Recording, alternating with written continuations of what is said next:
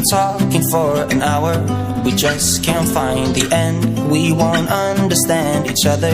I wonder. अभी हम आए हैं स्कूटी रेंट करने के लिए और ये ब्लॉग स्पेशली आप लोगों की डिमांड पे है, क्योंकि पिछली बार भी बहुत सारे लोगों ने पूछा था कि भाई कार रेंट करनी हो, बाइक रेंट करनी हो, स्कूटी रेंट करनी हो तो वो किस तरह से करें। तो आज इसका एक प्रॉपर मैं ब्लॉग बनाने वाला हूँ। इस ब्लॉग में आप लोगों को बहुत सारी इन्फॉर्मेशन है, बहुत सारे जो आपके डाउट्स हैं वो क्लियर हो जाएंगे। नमस्कार दोस्तों, welcome back to YouTube channel Jai Yadav blogs. तो दोस्तों ये एक स्कूटी शॉप है और मैं यहाँ पे आया हूँ, तो मैं आपको यहाँ पे बताऊँगा कि स्कूटी के, बाइक के, कार के क्या प्राइजेस होते हैं, रेंट कितना होता है और टाइमिंग क्या होती है, वो सारी चीज़ें इस ब्लॉग में मैं आपको बताने वाला हूँ। यहाँ पे जितनी भी ये बाइक्स हैं, स्कूटी है, इनका रेट बताने वाला हूँ मैं इस वीडियो में आगे। तो अभी चलते हैं खूबसूरत सी लोकेशन पे और फिर वहाँ मैं पूरा प्रोसेस बताऊँगा आपको कि आपको क्या क्या प्रोसेस करना होता है स्कूटी रेंट करने के लिए।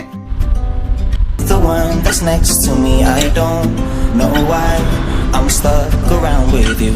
I've been told I should go find myself again. You're taking my soul, everything I own. तो अभी स्कूटी हमने रेंट कर ली है और एक बार पीछे का नज़ारा देखो, क्या ज़बरदस्त नज़ारा है।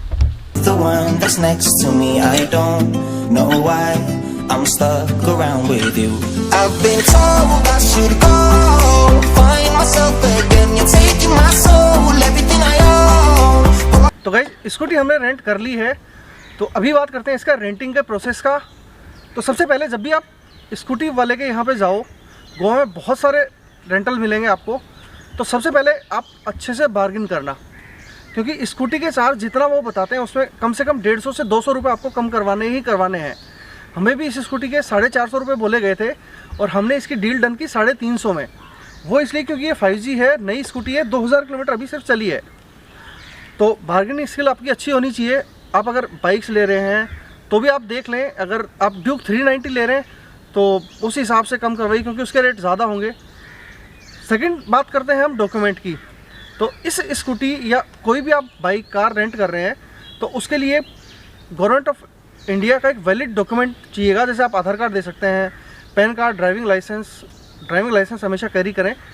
तो ये सारे जो डॉक्यूमेंट हैं, पासपोर्ट अगर है तो वो भी आप दे सकते हैं। उसके बाद इसकी अगर प्राइसिंग की बात करें तो जो इसका रेंट होगा, जैसे 2 दिन के लिए आपने लिया तो 350, 700 रुपये वो रेंट आपसे पहले ले लिया जाएगा। उसके अलावा कोई भी डिपॉजिट देने की आपको ज़रूरत नहीं है। उसके बाद अगर हम नेक्स्ट बात करें तो वो है कि किन किन चीज़ों का ध्यान रखें। तो जब भी आप स्कूटी लेते हैं रेंट पे या फिर बाइक, कार जो भी आप लेते हैं, उसका एक ओवरऑल वीडियो ज़रूर बना लें।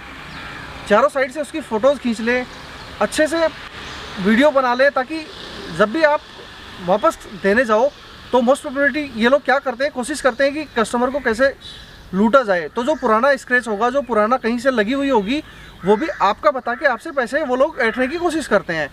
ये 1-2 बार मैंने होता हुआ देखा है, इसलिए मैं आप लोगों को बता रहा हूँ। उसके बाद अगर प्राइसिंग की बात करते हैं तो ये स्कूटी का मैंने जैसे बताया आपको 350 रुपये। अगर आप 3G ले रहे हो, पुरानी स्कूटी ले रहे हो, तो आपको 250 से 300 रुपये में आराम से मिल जाएगी। ड्यूक 390 का यहाँ पे है 1500 रुपये, लेकिन आप बार्गिन करके 1200 रुपये तक आ सकते हैं। ड्यूक 200, 125 का 700 से 800 रुपये है। 200 का 1000, 1100 तक है, बार्गिन आप अच्छे से कर सकते हैं। अगर बुलेट की बात करें तो 350, 900, 1000 रुपये तक आराम से आपको मिल जाएगी। 500 की बात करें तो 1200 से 1500 रुपये में आपको मिल जाएगी। अगर बात करें कार की तो जितनी भी हैचबैक है वो आपको 1000 से 1200 रुपये में मिलेंगी। सीडेन 1500 रुपये तक आपको मिलेंगी। और अगर आपको यहाँ पे थार लेनी है, 4x4 लेनी है, तो उसकी कॉस्ट होगी 2500 से 3000 रुपये। लेकिन मैं फिर कह रहा हूँ, बार्गिन अच्छे से करना। स्कूटी के साथ में या मोटरसाइकिल के साथ में आपको हेलमेट वो लोग देंगे, अगर नहीं भी देते हैं तो आप हेलमेट ज़रूर से ले लेना, क्योंकि गोवा में 3-4 जगह हम लोगों की चेकिंग हुई है, हेलमेट देखते हैं वो लोग। स्कूटी हमने इसलिए ली है क्योंकि स्कूटी में डिग्गी खोली, हेलमेट अंदर, जो हमारा एक्स्ट्रा सामान है वो हम आराम से अंदर डाल सकते हैं। तो इसलिए मैं प्रेफर करता हूँ गोवा में स्कूटी। तो बाकी आप अपने देख सकते हैं। एक और फ़ायदा यहाँ पे ये है कि अगर आपको बड़ी बाइक चलानी है, आपको स्पोर्ट्स बाइक चलानी है, तो वो इच्छा आप यहाँ पे आके पूरी कर सकते हैं, क्योंकि यहाँ पे कम पैसों में रेंट करके आप आराम से उसका मज़ा ले सकते हैं, आराम से गोवा की सड़कों पे दौड़ा सकते हैं। जब भी आप कोई व्हीकल ले रहे हो तो उसकी एक टेस्ट राइड ज़रूर कर लेना, उसके ब्रेक वगैरह, इग्निशन वगैरह और बाकी सारी चीज़ें भी चेक कर लेना पहले। और अगर कोई प्रॉब्लम हो, कोई समस्या हो तो उनको तुरंत वहीं पे बता के आप दूसरी ले सकते हैं, या अगर वो उसको सही करते हैं तो उसको सही करवा सकते हैं। तो ये भी आपको एक ध्यान रखने वाली बात है।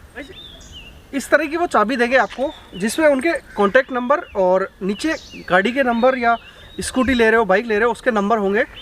तो अगर आपको कहीं भी कोई दिक्कत होती है तो डायरेक्ट आप उनको फ़ोन करके बोल सकते हैं, वो लोग आपकी जो भी परेशानी होगी उसको रिजोल्व करेंगे।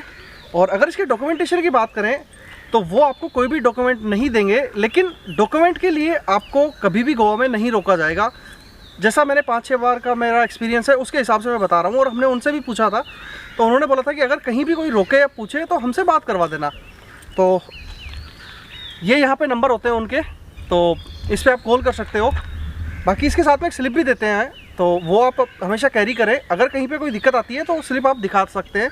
तो गाइज़, अगर ये वीडियो आपको इन्फॉर्मेटिव लगा हो तो एक लाइक कर देना, चैनल को सब्सक्राइब ज़रूर कर देना। और भी मैं ऐसे बहुत सारे व्लॉग्स डालता रहता हूँ, बहुत सारे इन्फॉर्मेटिव वीडियोस बनाता रहता हूँ, तो बेल बटन दबा लेना ताकि आने वाले व्लॉग्स की आप लोगों को नोटिफिकेशन मिलती रहे।